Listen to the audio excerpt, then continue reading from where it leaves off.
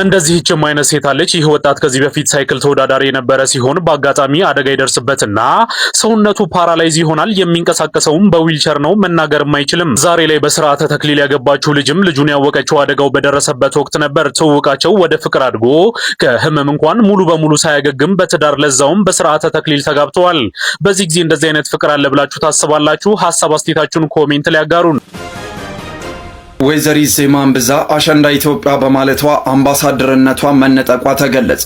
የትግራይ ባህልና ቱሪዝም ቢሮ ትናንት በሰጠ ይፋዊ መግለጫ በ2017 ዓ.ም የአምባሳደር አሸንዳ ውድድር አሸናፊ በመሆን ማዕረጓን ተቀብላ የነበረችው ወይዘሪት ዜማን ብዛ የተጣለባትን ባህላዊ ኃላፊነት ወደ ጎን በመተው ለህዝቡ እሴትና ክብር የማይመጥን ተግባራትን ፈጽማለች በሚል ማዕረጓን መንጠቁን አስታውቋል። እንደ ቢሮ መግለጫ ከሆነ ወይዘሪት ዜማን ብዛ ከዚህ ቀደም ለፈጸመቻቸው ተመሳሳይ ጥፋቶች በእድሜዋና በቤተሰባዊ ምክክር ታይቶ ይፋዊ ይቅርታ እንድትጠይቅና እንድትታረም እድል ተሰጥቷት ነበር። ይሁን እንጂ የተሰጣትን እድል ከመጠቀም ይልቅ የአሸንዳ ባህልን የማስተዋወቅ ኃላፊነቷ ወደ ጎን በመተው የአሸንዳ በዓልን አሸንዳ ኢትዮጵያ በሚል መጠሪያ የማስተዋወቅ ስራ መጀመሯንና ይህ ተግባር ደግሞ የህዝቡን ባህላዊ እሴቶች እንደማይወክል ቢሮ በክሱ ላይ አመላክቷል። በዚህ ምክንያት የተጣለባትን ትልቅ አደራና ኃላፊነት ባለመወጣቷ እንዲሁም ከባህሉ መርሆች ውጪ በመንቀሳቀሷ የተሰጣት የአምባሳደር አሸንዳ ማዕረግ ዛሬ ሐምሌ 9 2018 ዓ.ም ጀምሮ በይፋ መንጠቁን የትግራይ ባህልና ቱሪዝም ቢሮ ለህዝብ ይፋ አድርጓል። ወደ ሀገራዊ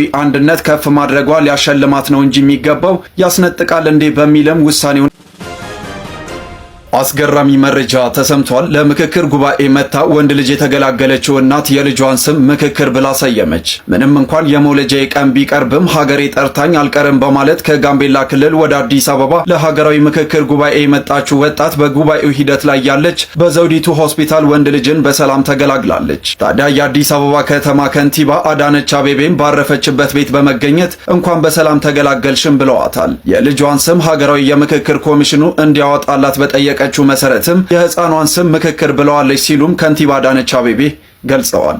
ለወቅታዊና አዳዲስ መረጃዎች በርዜና ሩሲያና ኢራን አሜሪካን ያስደነገጠ አዲስ ስምምነት ሊፈራረሙ መሆኑም ተገለጸ። አዲሱን ሁለንተናዊ ስልታዊ አጋርነት ስምምነት በቅርቡ ለመፈራረም ዝግጁ መሆናቸውን ሁለቱ ሀገራትን በዛሬው ዕለት ይፋ አድርገዋል። የሩሲያ የውጭ ጉዳይ ሚኒስቴር እንዳስታወቀው ከሆነ በሞስኮና በቴህራን መካከል የሚደረገው ታሪካዊና ሁለንተናዊ ስልታዊ አጋርነት ስምምነት በዛሬው ዕለት ሙሉ በሙሉ ተጠናቆ ለመፈራረም ዝግጁ መሆኑንም ገልጿል። ይህ በሁለቱ ኃይሎች መካከል የሚደረገው አዲስ ስምምነት ወታደራዊ፣ የደህንነት፣ የቴክኖሎጂና የኢኮኖሚ ትብብራቸውን ወደ ላቀ ደረጃ ለማሳደግ ያለመ መሆኑም ተገልጿል። በአርሲ ሰበር መረጃ ተሰምቷል። የአርሲ ዞን የተሻለ አፈጻጸም በማሳየት በሚል ተሸለመ። የኦሮሚያ ብሔራዊ ክልላዊ መንግስት ባዘጋጀው የ2018 አምስተኛ ዙር የፕሬዝዳንትነት ሽልማት የአርሲ ዞን አስተዳደር ካሉት የኦሮሚያ ዞኖች ከፍተኛ የሥራ አፈጻጸም በማስመዝገብ ሁለተኛ ደረጃን በመያዝ ተሸልመዋል። ሽልማቱንም ከኦሮሚያው ፕሬዝዳንት ሽመልስ አብዲሳ እጅም ተቀብለዋል። ኦዱ አመደጋሜን ጎድኒ አርሲ ሆጂራዊ በረከና ጀደሙን በዳፈሜም በዳሰ ፕሬዝዳንት መርሳ ሸነፋ ሞቱማና ኦሮሚያ ቆጴሴ መዳሊ ሆጂሌ ወሊገላ በረኩ መለማፍ ኩደሰዴ ገጌፈሜን ጎዲኒ አርሲ ራዊ ሆጂ ኦላና ገልሜሲሱን ጎዲናሌ ኦሮሚያ ሁንደ ኬሳ ሰደርካ ለመፋ በሁን በዳፈሜራም በዳሰ ከነስ ፕሬዝዳንቲና ኦሮሚያ ከንታን ኦቦ ሽመልስ በአሜሪካና በኢራን መካከል ያለው ውጥረት እጅግ በጣም ከመካረሩ የተነሳ እንግዲህ የአሜሪካኑ ፕሬዝዳንት በኢራን ቢልቦርዶች ላይ በዚህ መልኩ ፊታቸው ተቀምጧል፣ ፒክቸራቸው ተቀምጧል። ለምትመለከቱ የአሜሪካኑ ፕሬዝዳንት ዶናልድ ትራምፕን በሬሳ ሳጥን አስቀምጠው እንግዲህ ኪል ዶናልድ ትራምፕ የሚል መልእክት አስተላልፈዋል ማለት ነው። ዶናልድ ትራምፕም ከደቂቃዎች በፊት ስለ ኢራን ጥቃት ተጠይቀው ነበር። ለኢራን ዴድላይን ወይም የጊዜ ገደብ እየሰጣቸው ነው ወይ የሚል ጥያቄ ከጋዜጠኞች ቀርቦላቸው ነበር። እሳቸውም እንደተናገሩት ከሆነ እኔ የጊዜ ገደብ መስጠት አይመቸኝም ሲሉ ተናግረዋል። which is እጅግ በጣም አነጋጋሪ ነገር ግን ኢራን ጸባዩን ልታስተካክል ይገባታል ሲሉ የአሜሪካኑ ፕሬዝዳንት አጭር መልስ ሰጥተዋል። ኢራንስ ለዚህ ምን አይነት መልስ ሰጠች የሚለውን ደግሞ በሚቀጥለው ቪዲዮ ሰራላችኋለሁ። ጠብቁኝ። ብሩክ ነኝ። ያ ረቢ ሰላም አውርድ ማለት እንግዲህ አሁን ነው። ሁርሙዝ ሰርጥን ድብና አድርጎ ዘግቶ ያማር ሪል ባድማን ነኝ እያለ ያለው የኢራን መንግስት እስከዛሬ ያልተጠቀመውና ለችግር ጊዜ አስቀምጦት የነበረውን መሳሪያውን የየመን ሁቲዮችን እዚህ ጋር መተዋትን ባብል መንደብን ከቀጣይ ሳምንት ጀምሮ ኮምፕሊትሊ ለመዝጋት ዝግጅቱን እንዲያጠናቅቅ ማዘዙን ሮይተርስ ይዞ ወጥቷል። the Houthis ain't joking either ሁቲዮቹም እየቀለዱ አይደለም።